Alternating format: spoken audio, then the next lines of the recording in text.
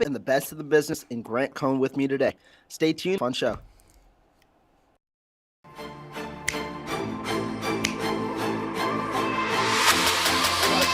Let's go get him. Let's go get him today, man. Let's go. Hey, dominate on three. 1, 2, 3. Dominate.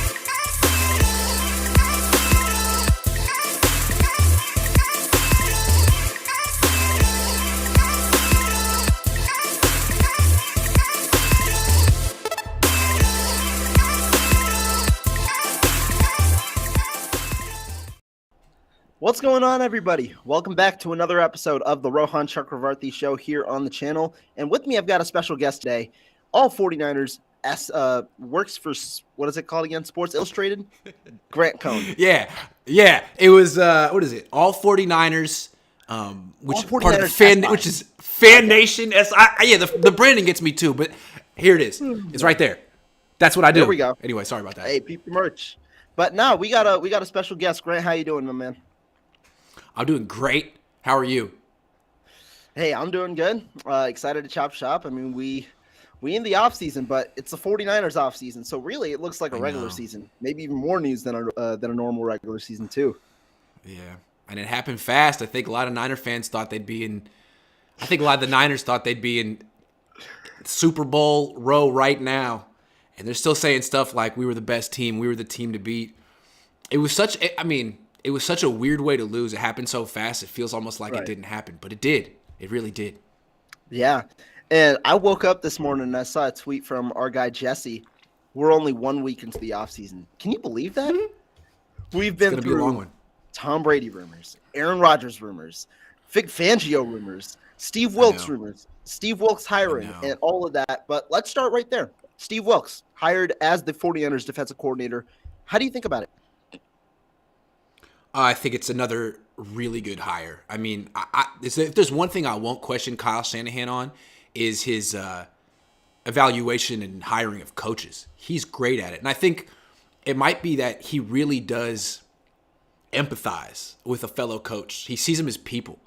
With players, sometimes I wonder. When he was going on that list, like, I'm sorry Josh Johnson got a concussion, and I'm sorry that Brock Purdy hurt his arm. It's like, wow, you don't really sound sorry. It kind of sounds like you're talking about players in the Madden game right now. But with coaches, he has a great feel for who's good, and he's been able to identify, novices in Saleh and DeMeco Ryans. Steve Wilkes has been around. Steve Wilkes beat Kyle Shanahan when he was a head coach. Twice that year, right? Were his only 2 wins against Kyle? It's twice. Yeah. So he's a good coach. You put him with this defense on this team, will probably be a head coach again in 2 years. Kyle Shanahan does great work with and another African American coach. So many of these really gifted African American coaches can't even get opportunities, and the 49ers are given opportunities left and right, which is great. So you got to give Kyle credit, and this is a good. I mean, it's not Vic Fangio in the sense that Vic Fangio has this whole track record, and he's like the Kyle Shanahan of defense in the sense that everyone's trying to copy him. Mm-hmm. But you'd have to change the whole structure of the defense to accommodate him, and he's kind of salty and negative like Kyle. I think Steve Wilkes is probably a better compliment to Kyle in the sense that he's like DeMeco and Saleh. He's like a rah-rah leader, upbeat, positive guy. And his scheme fits right in with what Chris Kasarik wants to do. And Chris Kasarik is a major architect of this defense, even if he's not, calling coverages. No, I agree. I think that you put it really well. And I know fans are probably not, or they're probably surprised to hear Kyle Shanahan getting praise from Mr. Grant Cohn to start the show. But, I mean, you got to call it how you see it, and that's exactly what it is. Kyle Shanahan has a knack for hiring the right His dad, too, right? Going back to Washington. This is something they do. They're a coaching factory. They're great. And I think if there's one thing that Kyle and his dad can be most proud of, it's their coaching tree. Yeah. No, I think you got to agree. Yeah. And I mean, when you talk about Kyle Shanahan, the hardest thing as a head coach was you got to evaluate your staff coming in in 2017. And Kyle got it. He had Mike McDaniel. I mean, he had the guys right next to him, Robert Saleh. He's got 2 future head coaches or 2 current head coaches another head coach in D'Amico Ryans, and then Steve Wilkes, who almost assuredly probably gets head coaching opportunities either next offseason or the one after, with the expected success the 49ers should have.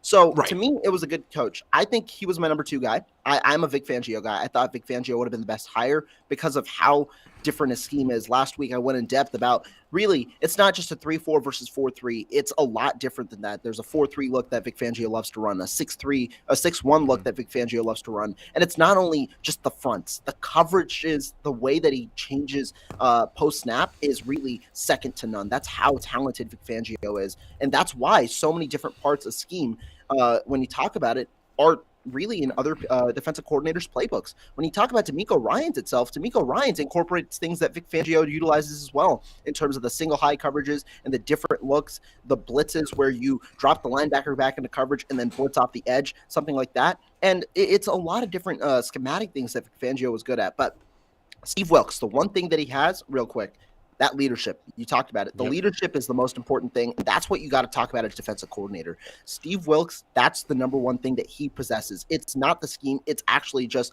the leadership aspect, which has been vital for the 49ers because what do? They just bring in an influx of young talent and then develop the young talent. And that's something that they've done successfully on the defensive end. Yeah, I don't think they want to change their scheme. He's going to run cover 4, cover 3, a lot of zone stuff.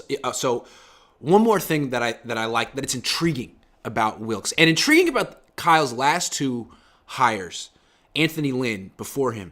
Wilkes and Lynn are about 10 years older than him. And Kyle needs someone to push back on him at some point. Like before the Philly game, when he was installing these plays and he's like, look, I got this beautiful, look at this play action play, all right? You're going to have Debo going orbit motion, and we're going to have Tyler Kroft block Hassan Reddick. There needed to be someone in the room that says, Kyle, it looks wonderful on paper. But no, we can't do this. And maybe Steve is that guy. He's been a head coach. Lynn, you have 2 former head coaches on this staff. If Kyle respects him at all, they need to be able to say, Kyle, God love you, I respect you, man. But as a defensive coach, I'm praying you do this. If I were on the others, I'm praying you do on Reddick. So hopefully Wilkes can be that guy in a way that maybe Ryans and Saleh weren't equipped to. I'm fantasizing here. But it could be. And maybe Kyle realizes he needs it and he's bringing in guys who can challenge him. This is all a fantasy. Maybe Kyle doesn't think that way, but he should. Maybe. But the part about the Steve Wilkes news that, in my opinion, might be even the bigger part of the news is Chris Kocurek, who is staying now in San Francisco, retained as, and he's going to likely be the defensive line coach. Might see a job title increase, like an assistant head coach or a pay raise or something, according to. I'm guessing he gets a pay raise, or it already has that we haven't heard about. I mean, he's like, look, I don't want to be your coordinator, but you can give me a raise, thanks, please. Yeah. But talk to how valuable Chris Kocurek is, and really, would you have picked Kocurek or would you have picked Steve Wilkes if you had the chance? I interviewed Kocurek. I asked him if he has aspirations to be a D coordinator. He's literally said no. So I don't want the guy who doesn't want to be a coordinator to be a coordinator. He doesn't want to watch coverage. He's great at what he does. Just keep giving him raises. How much money do you think he makes a year coaching D-line? If you had to guess. I don't know, but I could guess. It's probably got to be at least in the range of 1.5 to 2 as a D-line coach. I was going to guess 3. At this point, it probably was 2 last year. But now after D'Amico fighting over him, they probably gave him another rate. I bet you he makes at least 1.5 or 2 just to coach D-line. To coach D-line. So, I mean, he has a great life. So he gets to stay. It's a big thing with D-line, with position coaches in general. Most of them change teams every 2 years. So if you could stay in one spot, he's been here 6 years. If he has kids, I don't know if he has kids, they can stay in the same freaking school district. That's all. Keep the same friends. Coaches want to do that. So good for Kocurek and good for the Niners for making it work. And for those of you guys that want context, the average coordinator salary in the NFL, I believe, is $1 million. So that's coordinator.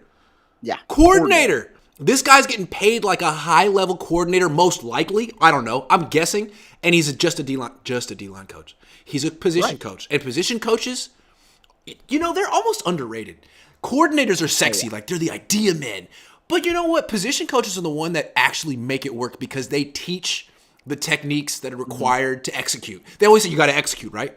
Well, who's in charge of execution? The position coaches.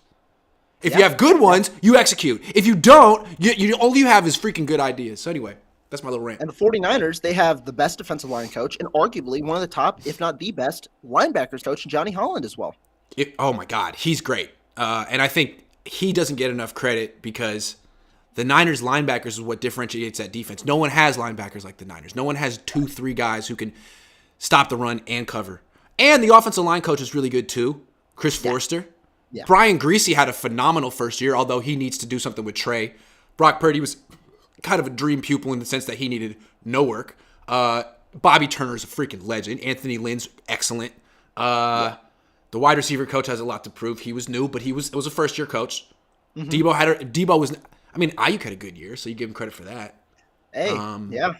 Yeah, tight end coach got a good year at a Kittle for the first time. It's a good coaching staff. It's a good coaching staff. Harbaugh had a good one too. A good one too. Apart from OC, but apart from that, yeah, that's true. Hey, well, at least he had one. Kyle might need one because Kyle, to me, the way he acted after this season was, hey, you can't blame me. I just draw up plays. I'm just in charge of getting touchdowns. No, dude, you're also the head coach.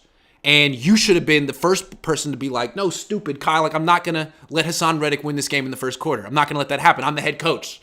I'm supposed to be cautious. So, Kyle might benefit from hiring an offense. He had one with McDaniel. Yeah, someone. Letting Anthony Lynn be I don't know how he wants to do it, but just embracing his role as the guy who takes responsibility for everything. That's the head coach. Coordinators have to do that. Yeah, that's true. That's true. Yeah. And speaking about controversial takes, well, you never start anywhere other than Joe Montana, man. Joe Montana went, I forget where he went on earlier this week, but he talked about who the 49ers should start next year and unequivocally said Jimmy, because he wins games. Now, Grant, we know that you're the biggest Jimmy G fan. What do you think about this? Well, I think it's amazing because John Lynch, Kyle Shanahan already said it's not going to happen. He was asked, is Jimmy coming? Is there any chance? And he said, no, like straight up, flat out. So it's not going to happen. And did Joe not know that? Anyway, I get the feeling that Jimmy doesn't exactly want to come back. And I get the feeling that even though I'm not a big Jimmy guy and the league may not be super high on him, I think he's going to get a decent contract to start for a team. I'm guessing the Raiders. I'm guessing Josh McDaniel, because the other option for them is to draft like Will Levis or CJ Stroud, who, good luck. It's not as he's not exactly Bryce Young. I don't know. So they could do that. Yeah. Or you could bring in a guy that in Jimmy Garoppolo. I think they're going to go that route, and I think he'll be happy to reunite with a New England guy and probably get 10, 11, 12, I don't know, whatever, million a year. And so it's not really an option for the 49ers. So I don't know. Like, thanks, Joe. I just feel like Joe isn't really help. Steve always calls the Niners we, and he thinks of himself as a 49er. But the Niners traded Joe, and it was before your time. I mean, it was before I really remember, but it was not very graceful the way they pushed him out. There's a lot of bad blood still. I don't think Joe really cares for George Seifert, and so a lot of this is bad. A lot of this is bad blood. Like, I think Joe's always the first guy to be, hey, the Niners don't know what they're doing. The Niners just made a mistake. They did X. They should have done Y. Whereas Steve is always very much like, I love Kyle. I love this team. I love what they're doing. Here's what I think they're thinking. That kind of stuff. Yeah, and I mean, when you talk about the Montana comments, first of all, they were relevant because of how Jimmy Garoppolo is not returning. You're right. I don't think Jimmy Garoppolo wants to return. I honestly don't think he wanted to return last year. He just didn't have an option because by the time he got healthy after his surgery thing, there was no team that wanted him to start at that salary. And so he signs back and he ends up becoming a starter anyway with the Niners. But next year, I do think that he's definitely getting more money than the Niners can afford at the position. But also, I think he goes somewhere else for sure. If they wanted him to return, they could have given him an extension during the season. They could have said, you know what, whatever we thought, we were wrong. And you came back and you proved yourself. We love you. And even though you got hurt, it's our fault. We could have helped you out with better protection. Let's give you this extension. And that way, maybe he would have been compelled to come back this season because he would have had some guarantees in the future. Hey, if I get hurt again in this NFC Championship game, I don't have to go into free agency injured. I'm not going to be a free agent. I got guaranteed money in the next 2-3 years. I'm good. But that's not what happened. You know, you were like, so he's going to hit free agency and he ain't coming back. That's for sure. He's not coming back. He's going to go get more money. The Niners don't want to spend money on their quarterback position when they feel like they have Brock Purdy who can do everything Jimmy can do for $1 million a year. Yeah. I'll say this. If he goes to Las Vegas, I'd draft CJ Stroud anyway at 7. I'd take both. I think CJ Stroud would benefit from sitting a year and learning behind Garoppolo. Sounds good to me. Yeah, the only thing with, it's fine by me. I haven't looked super closely at the quarterbacks who are projected to go after round 1 this year. I don't know if there's any value pick there.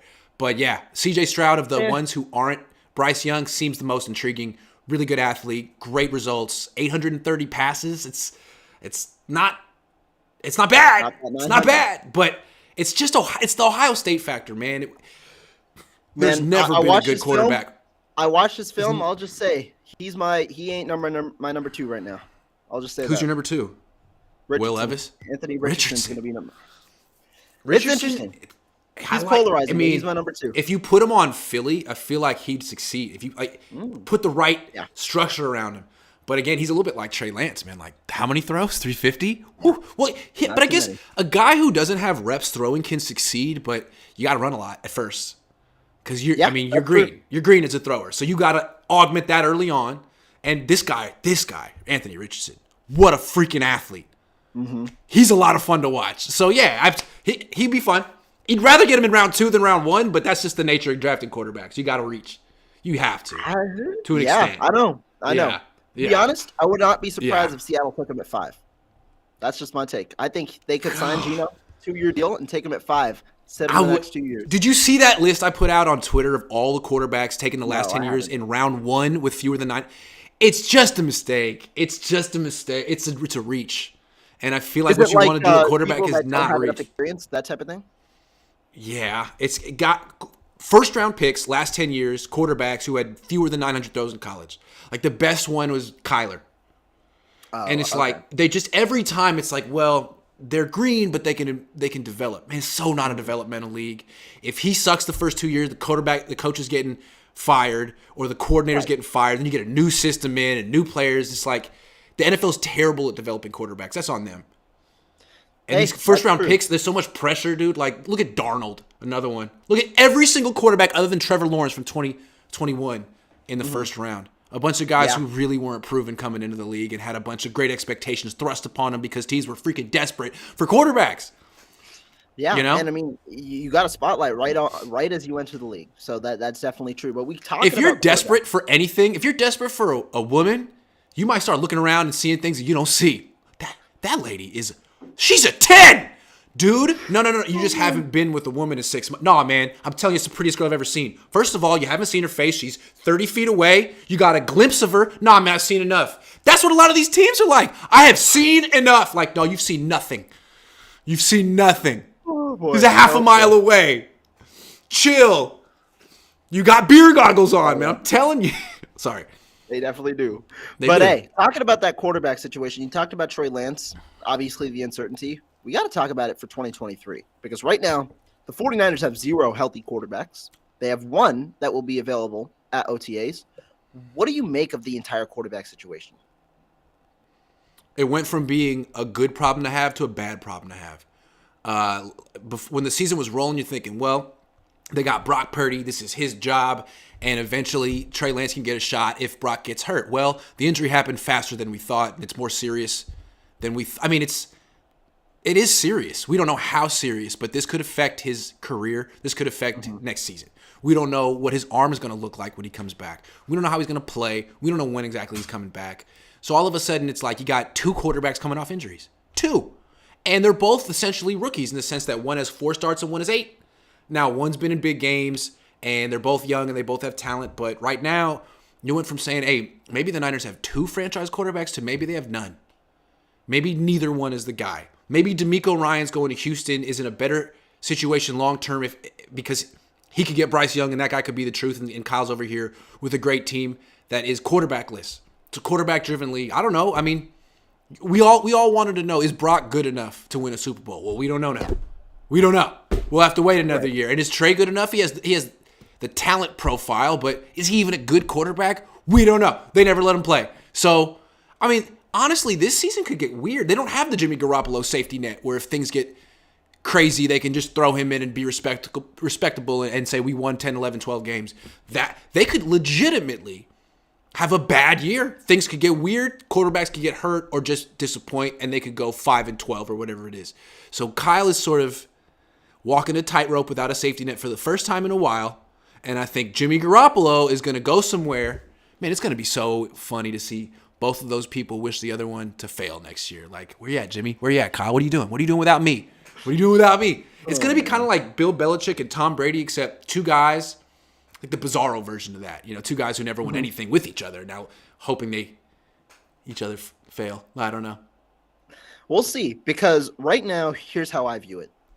Trey Lance goes into the offseason as quarterback one, specifically because he's the only quarterback that is going to be able to throw a football come OTAs. But we don't know where the front office kind of or the coaching staff kind of thinks on the quarterback situation. Seems like they could prefer Purdy.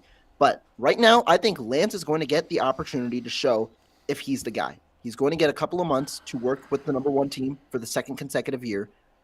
And come training camp, one quote that I thought from Kyle Shanahan was interesting was he thought that the quarterback situation in a way would be figured out by training camp, meaning if Lance can show that he's the guy, they'll probably roll with him with the ones and roll with Purdy as the competition, but him at the twos. But if Lance doesn't show enough in that situation, and you're going to be there, you're going to see enough, they're going to roll with Purdy likely. The only thing is the issue with that plan, it's contingent on Purdy's health, which nobody at the moment has any clue really. Like 6-month timeline, there could be a setback. There could be a whole lot of things. And the number one thing, there could be lingering soreness with his arm come training camp time.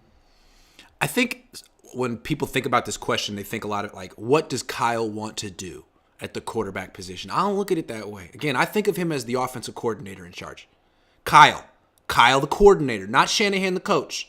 And to me, the people that make this decision are the leaders in the locker room.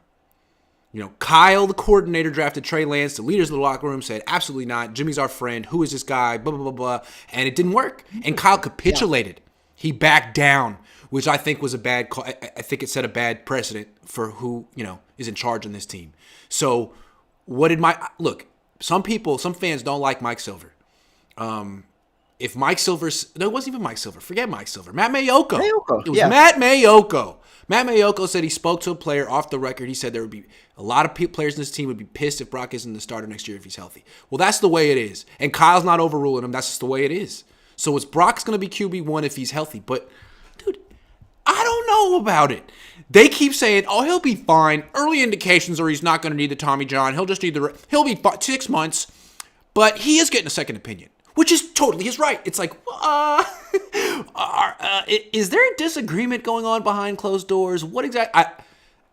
Wasn't he supposed to make his mind up yesterday? I thought Matt Barrow said he was about to make up his mind. I'd like to know what the story is there and when he's actually going to have a procedure. It's been almost 2 weeks. Right. No procedure. That's a very time is of the essence, right?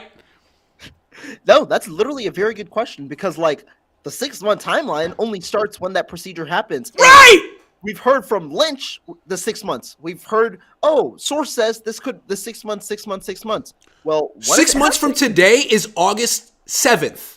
That's like 2 weeks into training camp. No. That is literally the last 5 days. You have 5 days. That's the last 5. Training camp starts in July. Yeah. So even the most optimistic projection has Brock Purdy missing the first 2 weeks of training camp, which was training camp, like 4 weeks? It's 5 weeks. 3-ish weeks. It's 3 weeks, and then preseason starts. Yeah. So he'll probably miss training camp, which means he won't be ready for preseason. They're not just going to throw him into games. And then when he does get back, if they fast forward him like this, what's his arm going to be? Well, they'll find out. And if it's not up to, all of a sudden, what if they can't throw outside the numbers this year or ever again with Brock? Then what is he? I'm telling you, man, they should just shut him down. Give him the reconstruction. Because if he comes back with a slightly stronger arm, that could be your franchise quarterback. Yeah. That could be your guy. But if he comes back with a weaker arm, he might be nothing. Nothing! He might be your backup long term. This is, I don't know. But again, Kyle is Kyle on the hot seat? Is he going to make a lot of short-term decisions because he has to make the playoffs next year? I don't know. And we'll talk about that in a minute, but I do want to ask, do you think it's Kyle or do you think it's Brock? Because Brock said at the end of the season, his number one goal, I want to play in 2023 come week 1. Do you think Brock's feeling the pressure because of obviously the starting job? Do you think he's feeling it or do you think Kyle's feeling the pressure, a little bit of both? It's hard to take either one at face value when they talk on this subject publicly because what Brock wants to project is, I'm a team guy. If I'm not making a business decision, you know what I mean? I'm so tough. Nothing could keep me off the field. Like, that's what you have to project as a football player, right? I'm a savage and I play for the love of the game, not for the money. And I don't even think of the business side. Like, that's the stupid stuff you have to pretend. So that's what he's just playing the game at this point, I would imagine. But the fact that he's gotten a second opinion and a third opinion means that some people in his camp, his agent, his parents, him, are savvy and know what they're doing. I mean, he's a quarterback in the NFL. I'm sure he has good representation. I'm sure he has good people advising him.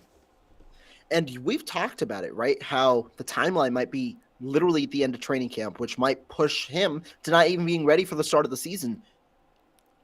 But which means you need Trey Lance to be great, and you need how many backup quarterbacks for just to get through practices in OTAs, minicamp, and training camp. Like, you need 3 new quarterbacks to come in here. You're right, because they normally do carry they carry at least 3, which means you're going to need at least 2, and then the practice squad quarterback, if they're likely going to carry 3 because Purdy's going to be on the roster if he's healthy week 1. He's going to be on the roster, be it as the backup. They're going to sign the guy who's going to be on the roster, and Lance, and then the practice squad. So that's going to be Jacob Eason. Yeah, that'll be 4. Jacob Eason, Kurt Bankert. Shout out Kurt Bankert. Who else? Josh Johnson. No, man. Honestly, we got to talk about this. Like, if Sean McVay could get Baker Mayfield up to speed to win a game in 2 days, there's no excuse for having Josh Johnson on your roster simply because he knows your system. Who cares? Baker Mayfield didn't know a damn thing and won a game. Like, you need a guy who can win a game if he has to play. And that was never the deal with Josh Johnson. He was essentially like a coach on the practice field, which is nice, but you got coaches. Greasy was doing a good job. There was no one physically better who had maybe played in a playoff game that Kyle could find. He had months to get the guy up to speed. We had weeks. He had weeks. Multiple weeks. I don't know. That's another rant of mine for Kyle. Like, come on, dude. Extend yourself a little bit here. Sean McVay did. But we talk about it, right? The quarterback situation. We talk about the timeline. Despite all of this, we've seen the pushback against Trey Lance. People, be it locker room, people are furious, or people would be mad if it's not Purdy. We've heard, obviously, the fans not necessarily show the happiness towards Trey Lance. What's the issue? Why is there such a divide despite Trey Lance right now projecting to be the day one guy? The way the organization set up Lance, he was the guy that was coming in to kick out their friend, Jimmy Garoppolo. Jimmy Garoppolo was their friend. Mm-hmm. You know what I mean? They were bad, and he came from New England, and he was cool, and they started winning, and he was down to earth, and they loved him. And then, you know what I mean? It's like, it was a little cliquey. You brought in this guy, this outsider that no one knew, and he was going to kick out your friend? And like, what has he accomplished? So there's all of that, and I think there's also just the fact that Kyle Shanahan was sort of like telling 2 messages. He told the team, guys, you won the Super Bowl against the Chiefs. Bosa got held. We're the best team. Let's party anyway. Lil Wayne's waiting for us. You know, all that stuff. He still says they were the best team that year. So if that's true, then the logical leap is there's no need to change anything. Why would we move? Why would we change our quarterback? He was good enough. We were the team. And then a year later, you don't just change a quarterback, but you trade 3 years worth of first round picks. Like, so all of a sudden that validates my side. You know, the team saying we're great. I'm like, no, you guys aren't good enough. You have to hold this L, own it, and learn from it. And they never wanted to. And by bringing in Trey Lance, it acknowledged like, hey, I guess we got to hold our L, learn from it, and be different. And they didn't ever want to do it. So when he got hurt this year, what did Kyle Juszczyk say? Oh, it felt like a return to 49er football. There's a specific type of football they want to play. It looks like what they did in the NFC in the Super Bowl. Why is there a revenge tour? To prove that they were good enough. to prove that they were the best as is. That's what their whole mission statement is. And if they never win a Super Bowl, they're going to be like the most out of touch, in denial group of, former athletes ever saying we should have won this. People are not going to care, dude. People think they're going to win. They give Kyle the benefit of the doubt, thinking it's next year it's going to come. Next year it's going to. If they miss their window entirely, they're just going to go down as like the Houston Rockets of the NFL. And you know what I mean by that? Yeah. The Mike D'Antoni Houston Rockets. Yeah. Yeah, no, I definitely do. And I mean, when you talk about it, it's interesting, right? Because obviously you mentioned Kyle Juszczyk, another guy who's been a big proponent of Jimmy Garoppolo, not necessarily pointing fingers or anything, is George Kittle. And funny enough, you talked about 2017. 2017 was the year that Kyle Shanahan came, but it was also the year he drafted George Kittle and brought in Kyle Juszczyk to be one of the figureheads, one of the guys to make the transition. He was brought in as one of the higher paid guys. They were in the same pledge class. Yeah. Yes, same pledge class. Oh, my God. Yeah. And then you bring in Jimmy Garoppolo, and they see this change of play, right? From Brian Hoyer, from those guys in 2017 to Jimmy Garoppolo. And let's be honest, Jimmy Garoppolo didn't play that good in 2017. He had 7 touchdowns and 5 interceptions, but they won games. They won 5 games in a row. And Kyle couldn't win without him. That's Kyle couldn't win without him. And I think certain veterans on this team that take a little bit too much liberty feel like, who is Kyle? Why does he think? It's Jimmy and it's us. Let's show Kyle. And now Kyle could kind of show like, hey, you see this, what we can do with Brock. But then they come back to, but you can't keep any quarterback healthy. So who's right here? But anyway, I think there was a little bit of that going on. I think there was Jimmy and some of the vets being like, hey, Kyle, you're not as great as you think you are. You haven't proven you can win without him. And then Kyle wanting to prove that. And then Jimmy smiling his ass off on the sideline during this game. That was funny. Bad look. Although I'm sure someone was just telling him a joke and he happened to be laughing about it. It was literally probably a conversation, but it's Jimmy Garoppolo, and everyone, wants to do what they want to do to Jimmy Garoppolo. Also, he knows he's on the sideline. He knows the cameras are on him. I mean, he already got his agent was like, dude, don't. Or do it. Maybe the agent was like, hey, man, don't hold back. Who knows? Who knows? But these guys, he's so media trained. I mean, some of these players are so media trained. Like, these aren't things they were like, oh, I didn't think about that. Like, no, you know the camera's on you. You're Jimmy Garoppolo. You're not, I'm not going to say something, but you know what I mean. You're not like freaking, I'm not going to say a player who's not important, but you're not a player who's not important. Yeah. But you talk about the team being out of touch. Jimmy Garoppolo, the entire saga about it. It was interesting because last week, first of all, shout out to Brad Graham of the SF Niners, hosted an amazing interview with Brandon Aiyuk. Got to give a shout out there. But Brandon Aiyuk gave some comments on the Eagles. He even tweeted about it. You even forced him to come out of Twitter retirement on it. Yeah. He said how he didn't think that the Eagles were that good. He thought that they were the best team. And he also believes the Chiefs are going to blow the top off the Eagles in the Super Bowl. Yeah. See, I almost feel like Brad. So, look, Brad did a great job. All credit to Brad. Here's where Brad needed to be like Brandon. Whoa, can we just talk about what you said right there? Not just to argue with Brandon, but you got to understand that what he said was outrageous and controversial. And as soon as it got picked up by anyone, it was going to go viral. So, Brad, what he could have done here was say, look, man, I got to push back a little bit. Like, you're on the couch. You lost. Can you really say you were the best team hands down? I mean, there's got to be a respectful way to say it. But now Brandon Aiyuk is in hot water because what he said really doesn't ring true. I mean, this is why you play the games. This is what these games are for. This is what postseason's about. There's no coach's poll at the end of the season to determine who the real winner was. It just makes you sound like a sore loser. If you can't own your if you can't hold your losses, hold that L and learn from it, then you're doomed to repeat the same stuff. And frankly, despite the great season and the great story, the Niners made it no further than last year. Right. So I'm guessing Brandon Aiyuk, probably Brad hit up Brandon directly and was like, man, you want to come on my show? And Brandon was like, yeah, out of the goodness of his heart. But probably didn't go through the PR staff. And the PR staff was like, hey, man, if he says this, don't say this, or don't say this, or make sure you don't totally belittle the Eagles or be respectful. I'm sure it was very, off the cuff, not planned. Which is what you want, but it's what you want. It's how I did it with Jimmy Ward. But the difference is Jimmy Ward is 32. Mm-hmm. I mean, Jimmy Ward, although he's not like, super media guy with a bunch of handlers telling him what to say, like he's been through. He's my age. He's my age. He knows what he's doing. He knows what to say. He knows where the line is and how to cross it just a little bit. Mm-hmm. Just for a little bit for fun. Like Brandon, God love you, man. You just sprinted past that line and kept going like a freaking fade route. And Brad was like, yeah, man, I'm gonna air it out. Like, whoa, like, whoa. Let's bring you back. Because I don't think Kyle wants him talking like that. Although I'm sure I'm guessing Kyle talks like that privately, which is also a problem. You shouldn't talk like that privately. You should own your mistakes and learn from them. But dude, Brandon, and I like Brandon. I mean, he was so cool about it afterward on Twitter. He's a really cool guy, but it just reminds me that these players are hella young, man. I mean, you can't say that because they're older than you. But from my perspective, man, you just out of college. Like, these are all learning experiences. But in the future, Brandon, don't totally trash a team that just beats you by 24 and is in the Super Bowl.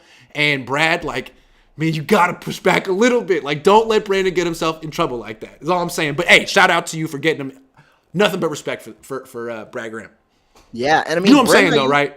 Yeah, no, I do. And Brent, I mean, like, if you guys are questioning it, Brandon Aiyuk himself admitted it today. He said, "I'm clearly talking shit," and then he said, "Yes, I'm salty" on Twitter today when talking specifically about those comments. And I mean, Brandon Aiyuk himself admitted he probably knows what he was saying. And I know it's one portion of the interview of an hour-long interview, and it's one portion of it. And I think he was trying to portray that the 49ers themselves believed that they had the strongest team going into it, which is totally fine. You're supposed to go into the playoffs. Of course they do. Yeah, of course you're supposed to go into the playoffs thinking you're the team that they gotta beat. And so that's the good mindset, just portrayed a little differently, which was the unfortunate part. I like Brandon, though. I'm not over here being like, Brandon. But I do think this is Kyle's culture. This is Kyle's culture. If you never really acknowledge that you lost a game, there's always a reason. There's an excuse. There's a misfortune. They say that it was unfortunate. If there's always some unfortunate event, then there's never any accountability, and it trickles down from one player to the next. And then you talk like this, and you got third-year wide receiver going on I'm sure the Niners had no idea he was doing that interview. All of a sudden, like, oh my God, Brandon, we could have talked about that. Brandon, you said the quiet part out loud. Don't do that. No. And it's like, dude, the league is going to hold this against the Niners for a long. You can't talk like this about team. I mean, the Eagles aren't going to forget it. They're going to play him next year. You heard how Brandon Graham came out before the game and talking to George Kittle. Like, they had every reason to feel disrespected, the Eagles. And that was before Brandon Aiyuk said what he said. I mean, the Niners really made it very clear that they didn't really respect the Eagles coming into that game. Do you remember in the lead up to the game, Eric Branch kept asking the same question to everyone? Which one? He was like, you guys are a really physical team. Yes. When you look at the Eagles, do you feel like they're sort of like the one team that can kind of match your physicality? He asked that like 10 times. And every single time, a player or coach was asked that question, long pause. I mean, that's what the game's for. We'll find out. They're a really good team on paper. They got a lot of talent on paper. They kept saying stuff like that. It was like, whoa, man, can't you just, even if you don't believe it, can't you just lie and say, yeah, they're a great team? Absolutely. They're a super physical team. They fly around. They're well coached. End of story. Yada, yada, yada, blah, blah, blah. Like, you're supposed to build them up so that way when you beat them, you're like, wow, we just beat the best team ever. That's how you do it. You build them up. And then you make them think they're great, and then you beat them, and you're like, man, we just accomplished the greatest feat of all time. That's what Bill Belichick does. But the Niners are over here being like, yeah, I don't know about the Eagles. We're going to have to, I don't know, man. That was a mistake. To me, that was a mistake. I don't know. And I think it's fair, right? Obviously, we don't know how this game was going to go if Brock Purdy remained healthy. We have no clue, and it could have been either way. I mean, I don't know what you picked. I picked the Eagles to win by a small margin. I thought that they were the better team. I did pick the Eagles to win. 2016. I said 2016 Philly. I said 2016. Yeah, I said 2020. What did I say? 27-24. So I thought it was going to be a toss-up, but Unfortunately, that's in the past. But you're talking about Kyle Shanahan, and you're talking about this culture that he's created. A lot of people talk about how strong Kyle Shanahan's culture has been, but that's also one of the portions of it. We got to talk though about his window as a 49ers. They believe in themselves. They're confident, but they're like they're overconfident to the point where you can't talk and act this way without hardware to back it up. Right. You just can't. The Grizzlies do stuff like that. The Rockets do. The Dodgers did win. But you know what I'm saying, right? You at some point, you got to have the ring to back it up. And do you think they get it? Well, frankly, I don't, as long as Kyle's here. And that's why I feel like it's his culture.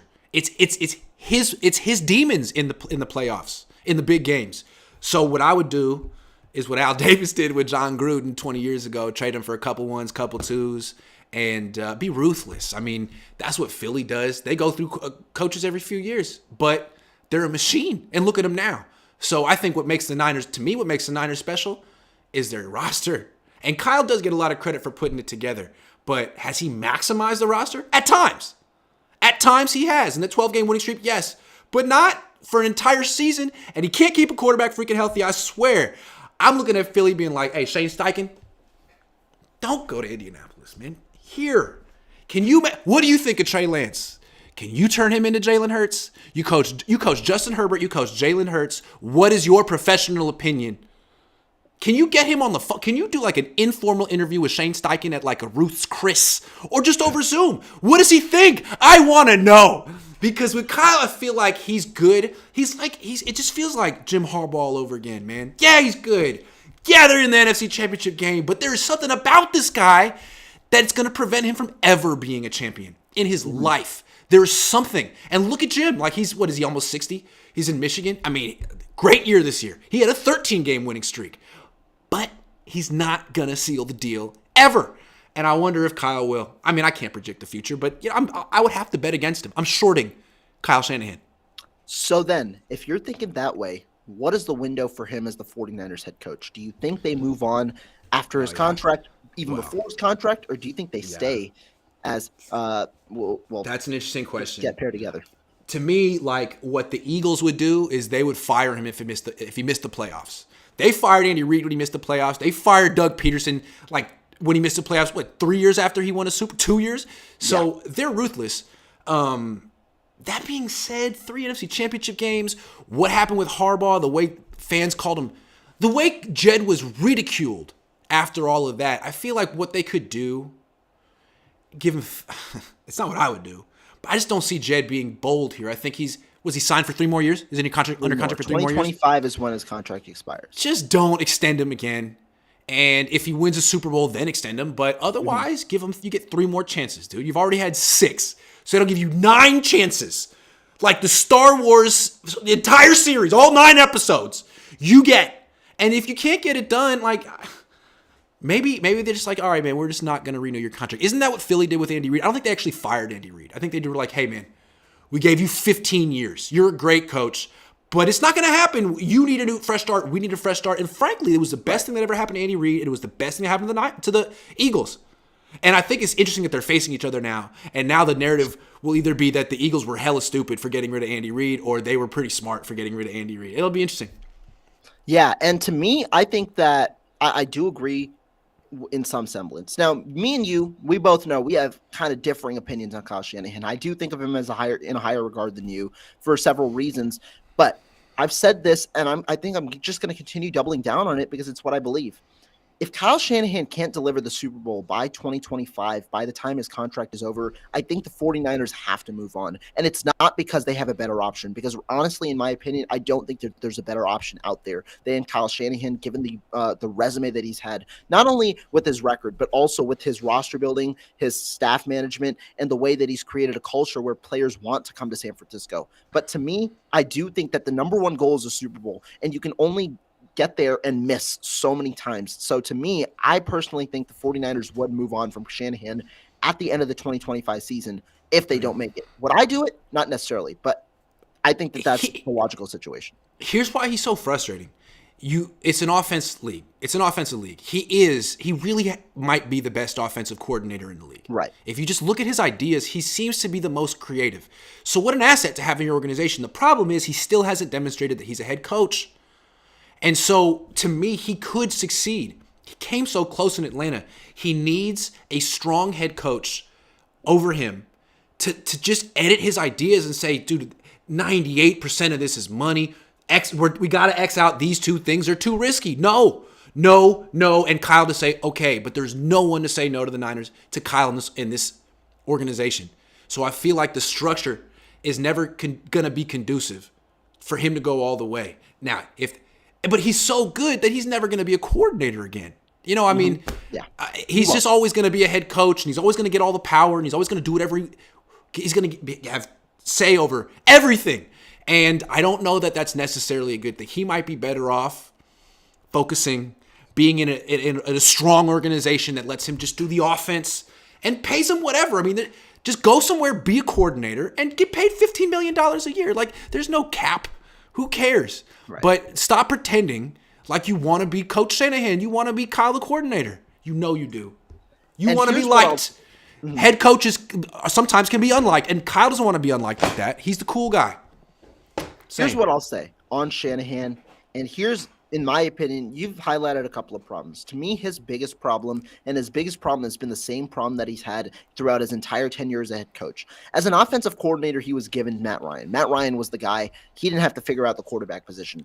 With San Francisco, he's had to figure it out, and in my opinion, in every step of the way, he has failed in figuring that out. In 2017, he made the move of trading for Jimmy Garoppolo when he could have waited for Kirk Cousins. Kirk Cousins likely delivers you a Super Bowl. In 2020, instead of moving on from Jimmy Garoppolo to get Tom Brady after that Super Bowl year, you choose to stick with Garoppolo, a guy who had proven to be injury prone. You lose another Super Bowl chance then. And then in 2021, you don't seal the deal for Matthew Stafford. Instead, you trade 3 first-round picks for a commodity that you didn't start that year, sticking again with the injury-prone quarterback, and then failing to develop both your starting quarterback and developing Jimmy Garoppolo over this five-year tenure. To me, Kyle Shanahan's tenure with the 49ers is going to be dependent on, can he figure out the quarterback solution just once? One time, if he figures that out, he gets his job. But here's the thing that's so crazy about the Kyle Shanahan story. So all that's true. And you're thinking, can he figure it out? Well, here comes like the football god. And he's like, no, Kyle can't figure it out. But I love Kyle. So I am going to deliver him Brock Purdy. You know, he thought Brock Purdy was going to be Nick Mullins. Turns out Brock Purdy's Joe Montana or whatever. So here you are. I'm a big Niner fan. I want Kyle to work out. Here's Brock Purdy. He lucked into the franchise quarterback. No, he's hurt. And he messed up his elbow and may never be the same again. It's like, Kyle, you lucked into it and you blew it. At least for now, I have questions. So, I mean, that's the thing that's crazy about Kyle. It's not just identifying it. He got lucky. He got lucked into the guy. But can you keep him healthy? Look, he's been a coordinator, I think, for 15 years, going back to Houston. Very rarely does he end the season with the same quarterback he started it with. He just happens to go through guys every stop of the way. And to me, if that's his pattern, then he's just a guy with good ideas. You can't win a Super Bowl if you can't keep a quarterback healthy. And I know there's going to be certain injuries, but you can't. It's got to be like 2 weeks and then he comes back. It can't be constant season-ending injuries to your quarterback. Can't happen. No, and that's exactly what I mean by Kyle Shanahan's tenure is going to be dependent on the quarterback. If he can figure it out just once, the 49ers are going to win a Super Bowl. That's the whole thing. He's done a phenomenal job in developing that roster with John Lynch to where you figure out the one solution, you're going to get it. In Houston, he had Matt Schaub. In Atlanta, he had Matt Ryan. That's where he saw this level of success that he solved, but he hasn't had that. He needs to develop the quarterback, and he hasn't done that. Now, I mean, look at the success he had with Purdy. He's got to keep him healthy. He's got to keep him healthy. Yeah. So to me, I think that's that one question. If he can not only develop the quarterback, get the correct quarterback, but keep him healthy, he's going to stay a 49er head coach for a long time. As long as he wants. But at a certain point, I mean, after the 8th, how many more quarterbacks get hurt before Jed York's like, all right, man, quarterbacks are expensive. It's like the teenager being like, hey, Dad, man, that car you got me for Christmas, I love it, but I broke it. It's totaled. It's gone. Yeah, remember? No, it's gone. It's gone. Could I have another one? Thank you. And it's like Jed keeps saying yes, absolutely, of course. At a certain point, you're like, dude, no, you're gonna crash it. You don't care at all. You're a bad driver. At what point do we just say Kyle's a bad driver? I want to know. True. Yeah, and that's why also I think it's interesting the 2025 timeline when Shanahan's contract expires. Coincidentally, it's also when Trey Lance's contract expires after the 5th-year deal. And Brock Purdy's contract expires because he was not a first-round pick, so he doesn't get a 5th-year option. So it'll provide Jed York with the chance to move on at both the quarterback position, which has been the issue for the last 7 years, and the head coaching position at that time. But I do want to wrap up this this kind of session by asking you this. If Kyle Shanahan gets the Super Bowl, how does your tone change about him? Oh, my God. I would totally take back everything I said. I've said I think they can't win a Super Bowl with him. I think he's a high-level loser. I think they need to trade him now. I would apologize for all that. I would say, you know what? I was wrong about you. All those deficiencies that I felt were fatal flaws that you would never fix, you did. You matured. I give you credit. I was wrong. You were right. And I would say it with glee. I'd be happy to say that, but not until it happens. And what happens is he'll be chugging along, 10-game winning streak, doing great, number 2 seed, and everyone jumps down my throat. It'd be like, Grant, you were wrong. Hey, are you gonna change? Are you saying you were wrong about Kyle Shanahan? Are you gonna say you were wrong? It's like, whoa, can we see how the season ends first, and then it ends like that? So what he needs to prove is at the very end of seasons. He's done it all. He's had 1 seeds, 2 seeds, top offenses, top defenses. You gotta finish the job. And when you do, if you do, I will say I was sorry for calling you Jim Harbaugh 2.0, man. That was wrong of me. Yeah, and that would be funny. I really hope that moment happens, not only because Me too. I think Kyle Shanahan can get it, but also I want to see you eat your words because, let's be honest. Yeah. Whenever you've had to eat your words, you've done it with grace. That's something that Happy to do you it. do. Yeah. So Happy to do that, it, man. We'll see. Yeah. We'll see if that happens, but we got to talk. I don't want the Niners to go into like a long period of sucking. The Tom Sula years was not fun. Chip Kelly was not fun. Right. I'm not sadistic. I want the Niners to win a Super Bowl. That's why I'm hard on Kyle Shanahan, because he hasn't won a Super Bowl. And I want him to. I freaking want him to. So when he does, I'll give him praise. I won't be like, well, you know what?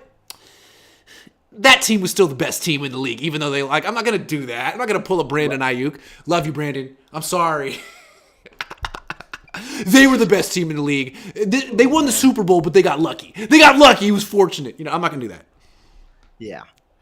Keeping it, though, with 2023 to wrap up today's show. Let's go with some quick-hitting topics. Off-season decisions, there's a lot of them. We got to start with the number one. Mike McGlinchey. What do you think the 49ers do, and what would you do? I think I would let him go. I think he's going to be expensive for whatever reason. And I think he can be someone else's salary cap mistake. Sorry. He's a nice guy. I don't mean to always take shots at him or whatever. But no, I think they'll probably make him an offer, and I think he'll probably get a better offer, and he'll leave. God love you, Mike. Good luck. And I think the Niners could probably find a better player for what's much cheaper. I'm sorry. Mm-hmm. I agree. Partially. Personally, here's how I think about it. Salary cap aside, I would keep Mike McGlinchey. I just don't think that there's a viable upgrade at the moment. I don't see, when people tell me why they want to move on from Mike McGlinchey, I point to where's the upgrade. Because Colton McKivitz, let's be honest, while Colton McKivitz is there and while he's being groomed potentially to start at right tackle, I don't know if Colton McKivitz is the answer. Mike McGlinchey has shown that he's probably better than Colton McKivitz. There's a reason that Mike McGlinchey is starting. I think he's the guy he's at least the top option right now. Hold on. What I would say though is when he went down 2 years ago and Tom Compton filled in, the offense didn't fall apart. Tom Compton wasn't great, but the offense didn't fall apart. And if you can get decent right tackle play, which is what I think McGlinchey is, decent for way cheaper, that you can strengthen the rest of your team. Sorry to cut you off. Go ahead. But that is very true. That is why I believe the 49ers will eventually let him go. I think that it's too much money. I agree. And as for the upgrade part, the reason I say it is because if you're letting Mike McGlinchey go, you're not going to go after Caleb Gary. And if you're letting Mike McGlinchey go, why? I don't think because he's going to be expensive too, right? He's going to be probably he's good going though. to be probably the same or more. He's going to be he's good. He's my number one tackle. He's worth it. Right tackle. Yeah, he's freaking worth it. He'll probably make. If they get him, I'd say 17. Yeah. Yeah. But the That's a guy lot. that I'd look for on a Travarius Ward-esque deal is Jawan Taylor of Jacksonville. I think that he's 25. He fits the mold of what the 49ers have wanted to do Florida. with free agency. He's from Florida. Yeah. Went to He's Florida. the guy. Yeah. First round And pick. so he's Okay. like McGlinchey in that he had his best year. Like he was a little up and down early on, had his best year entering free agency. But I think that he's got more upside than McGlinchey. He's only 25. And I think that he has shown that he can be a good run defender and an improving pass blocker as well. Sounds good to me. I mean, I think you can get a bunch of cheap options, guys who were top picks, young, and have them compete. But if you're going to spend big money, it's got to be for McGarry, not McGlinchey. Names are similar. Don't get it wrong. Don't get them mixed up. God's sakes. Yeah. McGlinchey needs a agree. fresh start somewhere else, man. I don't know what it is, but just being the 9th pick here was too much. It was unfair. Go just be a free agent signing somewhere else. You won't have the same level of pressure.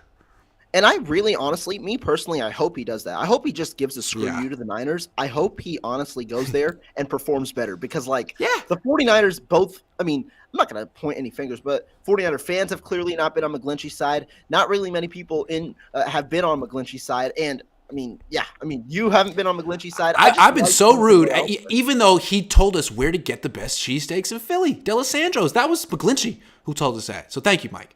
And the thing is, we've like really been mean to Mike. Not mean, but we've called it like it is with Mike.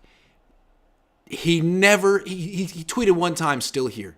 That was it. And other than that, he was just a total pro. Right. He even admitted that it actually upset him and he had to overcome it. I really like him as a guy. As a professional athlete, not my flavor, not my cup of tea, but as a guy, he is top rate, legit, down to earth, professional, stand-up guy, all of it, everything you want. Good guy. And that's why I want him to kind of go to a place like Chicago. Not necessarily one of the better places, but a place where he'll be spotlighted because he's one of the better players on the team, and he'll help as that team kind of gets out of the rebuild phase. Love it. Sounds good. Number 2, though, Emmanuel Moseley. What do you think that you would do and what the 49ers will do? This is a tough one. I think I would sign him. I know he's coming off a torn ACL. That kind of scares me, but he's such a good player. I feel like, is he really going to be that maybe he'll be a little diminished physically, but he's right in his prime. I think he's worth it. And, if you don't sign him, you're going to sign some other DB who's in his 30s. This guy's, 26? And if you don't sign him, you're not going to sign some other corner who's similarly priced. You're just going to tell the fans that you like Diamador Lenore, which is great. And I like Diamador too, but I really like Moseley. And I feel like that's the option here. Spend on Moseley or let him go and roll with Diamador. I'd rather have both. I'd rather have both of them. So I would say yes on Moseley, but I have a feeling they're going to lowball him, and then he's going to get a nice offer somewhere else, and they'll say, wow, we didn't know that. We didn't expect that. And he's going to go. That's what I think. I'll agree. We could go with Houston. He could go to D'Amico with Houston because they can. Sorry, did I take that? I'm sorry. My bad. No. I was gonna say something similar, but yeah. Okay. You're the guest. You gotta say it out loud, and then I gotta follow you. But we gotta talk about that because Emmanuel Moseley, to me, me and you have been on the same page. I've liked him since 2020. I called him the most underrated player on the team since 2021 going on. He's one of my most favorite players on the team because of how his story develops, how he's an undrafted guy, ended up being the guy that he is now. He's a cornerback number 1 in the NFL, in my opinion. Before the injury, he was playing like one. He was playing to the level of Travarius Ward. And the only I thought he was better.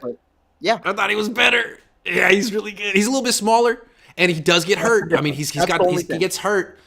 So that's the thing. I don't know if he keeps getting hurt, then you don't want. It's a tough one. I like him though, and I'm always skeptical of first round picks, but the undrafted free agents, I'm emotionally invested. I'm like, come on, man, you can do it. You're one of us. Come on.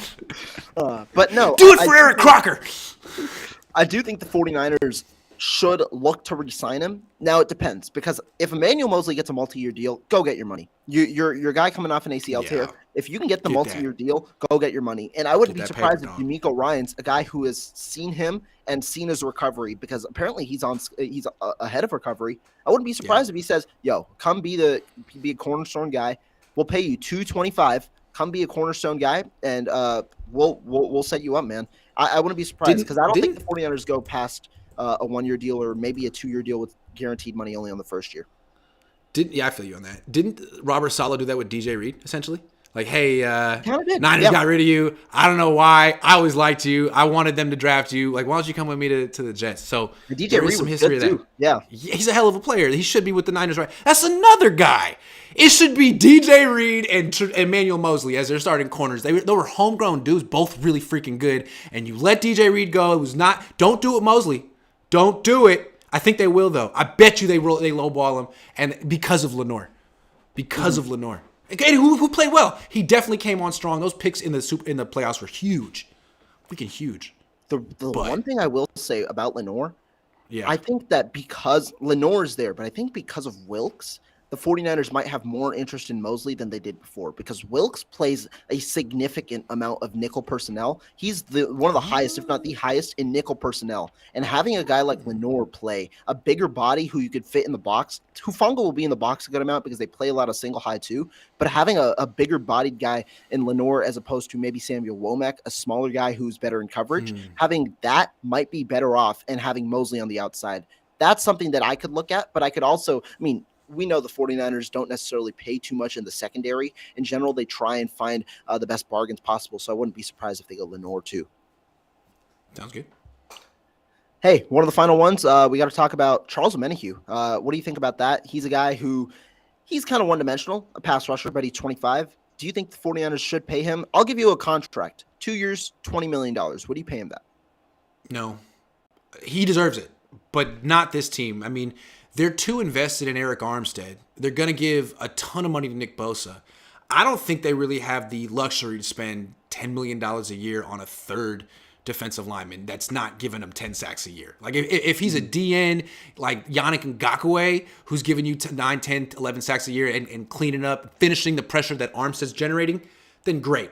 But no, I would say no on Omenihu. I think Drake Jackson kind of has the same profile.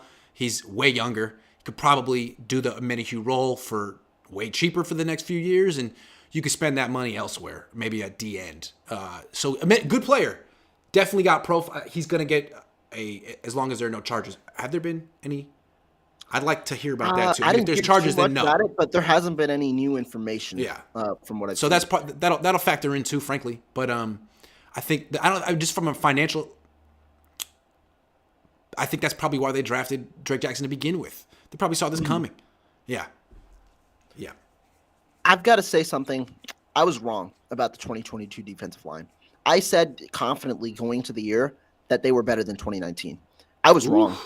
I was wrong. No. That was an A plus. That was an A D line. This is like a C plus D line because it's Bosa and whoever's healthy that week. Yeah. Right. Yeah. Exactly. And to me, that is why I think the 49ers should change their philosophy this offseason with their defensive line. Let Charles Omenihu go. Don't pay for 3 players instead of 1.